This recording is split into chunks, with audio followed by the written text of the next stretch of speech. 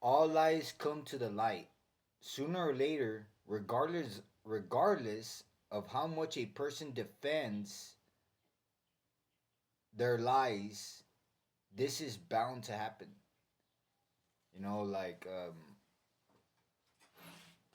well, I guess like society, like I just want to say that in general, straight to the topic, that in society, that you grow up as an individual, you grow up as a teenager, you realize the city that you live in, you realize that people are evil, and that they are the majority, and that they portray this, like, this way of being. They use their schools and their police departments, and they try to create a way of being, when in the reality, the devil controls the world, because the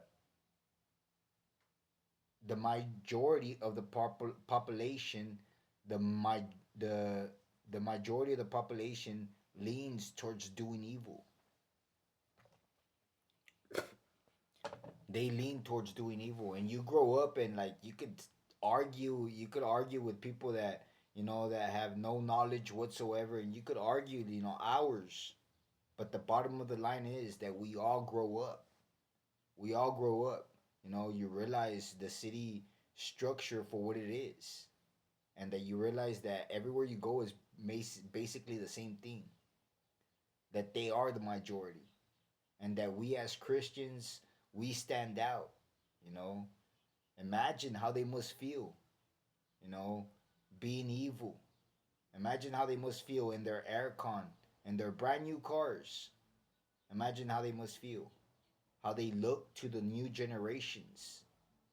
Imagine what type of mentality these people have. Imagine.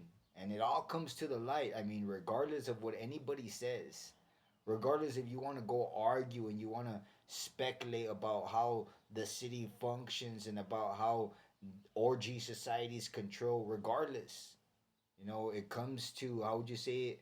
It comes to being real and raw. It comes to having to accept. As a Christian, you have to accept it.